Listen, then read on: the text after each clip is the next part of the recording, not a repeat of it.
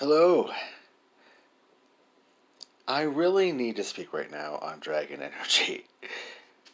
This has been a theme that has been first introduced to me by She of the Portals. Thank you so much, Crystal. Love you so much. She introduced to me the intention of creating a grid for dragon energy that quickly became a portal into dragon energy. And I was very naive. I still am, to be honest with you, on what dragon energy is. I have two ideas of dragons. The Western idea, fairy tales, something that knights and like princes battle, um, you know, monsters that hoard over treasure that they have no need of. First of all, like that caught me years ago. The idea that a dragon is hoarding gold. It doesn't need gold, but it's drawn to it. Isn't that interesting? It's this beast that hoards over, but let's twist that not just hoard over, it protects treasure. It is drawn to treasure and it protects it from those that would want to just easily access it. It's a guardian of treasure. A treasure that it itself has absolutely no use for as far as spending it and what like humans would use a treasure for. I find that interesting. But there's also the Eastern view of dragons, which are elemental beasts, if you will. They're embodiments of aspects of divine source energy. Very elemental, so there are earth dragons, there are water dragons, air dragons, fire dragons, spirit dragons, galactic dragons. It goes beyond earth, the our terrestrial realm, but they're very specific to certain energies. That's all I knew of it. Um, but recently, of course, there's been a whole lot of not speculation, but talk about star children and people that are connected to the stars and constellations and other planets and, very intergalactic places. And who am I to, yay or nay it? I'm neither one. But information has come to me over the last 2 weeks as far as Pleiades that Pleiadians had dragons. So the dragons themselves are not just mythical beasts. They're not legendary beasts necessarily. That there are practical, historical, or future references to dragons as well. So I have a lot to learn as far as dragon energy. Not just the terrestrial elemental personifications of these animalistic, wild, beautiful, free energies, but creatures that may have existed on this planet. We can't say they haven't. There are so many legends across the planet since as far as oral history has been around thousands and thousands of years that dragons existed. So we can't say they haven't. In fact, the fact that we now know that dinosaurs existed, there can very well be a good connection between historical humans or humanity, whether they were Homo sapiens or not, and an interrelationship with these creatures that no longer exist, like dragons, like dinosaurs, whatever it is. There's a lot to learn from this energy. Now, here we are, 2024, in a place where dragons do not exist in our reality, and our memory can be very tainted from either the Western view or the Eastern view, or, in this case, the galactic view. Doesn't matter. Because when it comes to it, it's all about your view of energy, your view of how you connect to energy. Whether you want to accept a responsibility with your life and the energy that is imbued within you, or just be a victim to the energies that are surrounding you. Dragon energy is ancient, obviously. Thousands of years ago, China was talking about dragons. This is not new to us whatsoever. Our perception of it has been changed and altered throughout the years, obviously. But the fact that this energy persists throughout all of our cultures as humans is something you don't want to just deny. And can be quite eye-opening in its accessibility. I myself I am a fantasy lover. I love Lord of the Rings. I love fantasy books. C.S. Lewis. I love the idea of fictional fantasy creatures. Love it. But that's all dragons have ever been for me in the past. Were just creatures in fantasy books that I read, or mentions of Eastern philosophy, Eastern religions that I appreciated, but really had no personal relationship to until recently.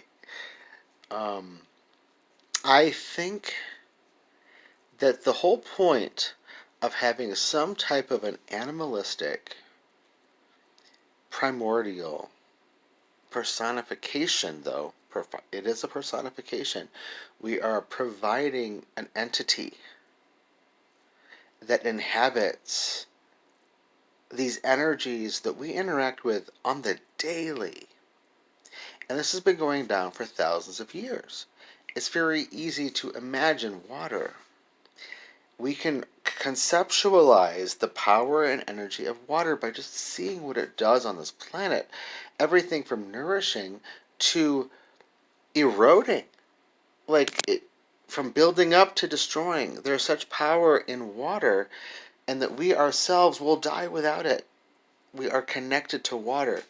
That there's a beauty in personifying that, in creating an entity of that water.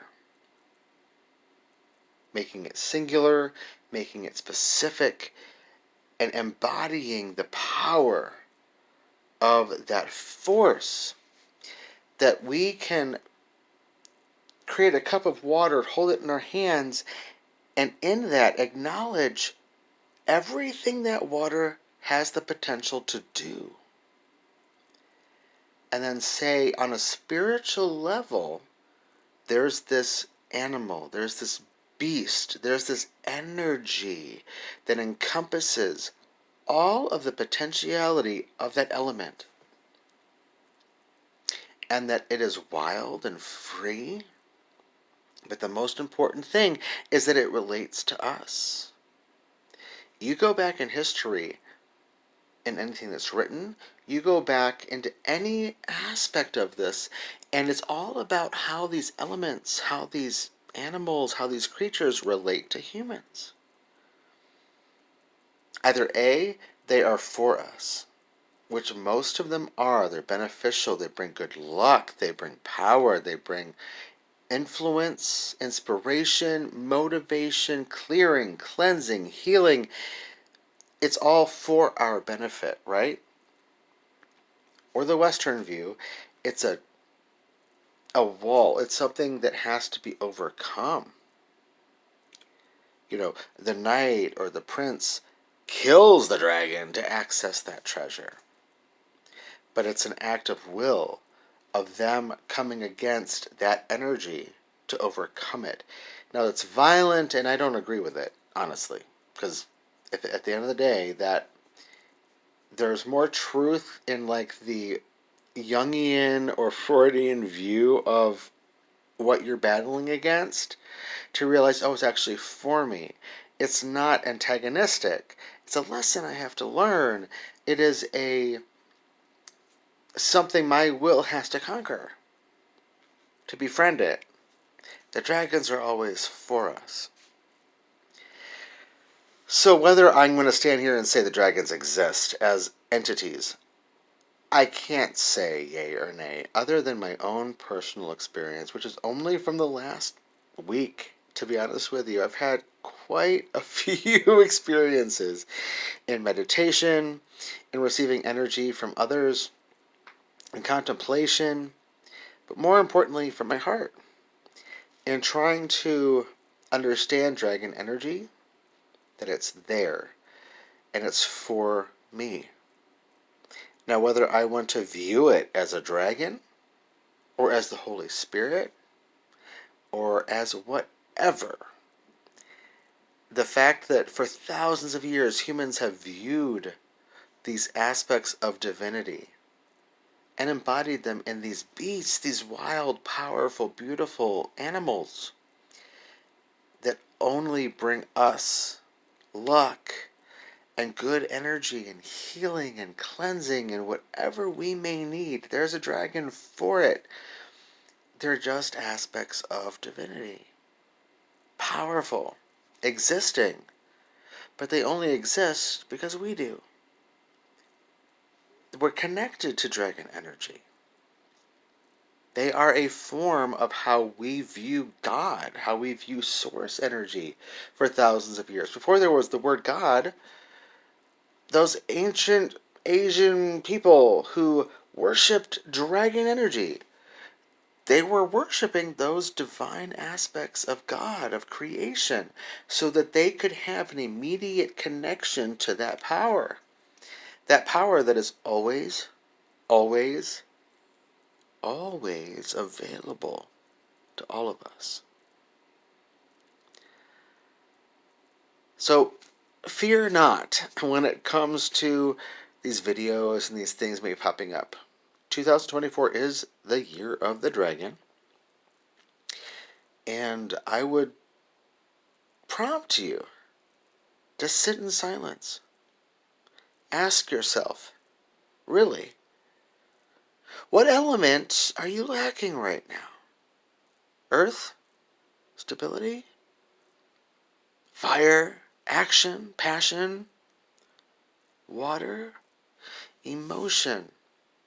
Transition? Air?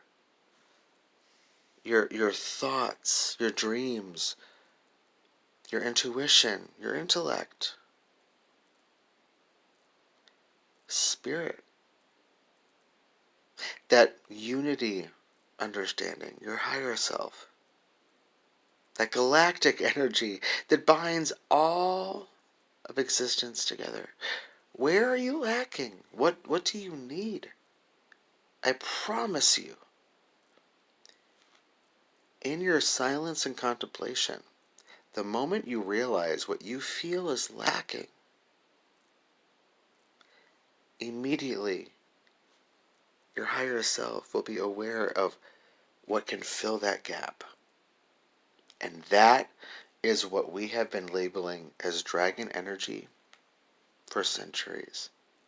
That's what we've been calling upon for healing, for redemption, for forgiveness, for acceptance, for love, grace, mercy, wisdom, power.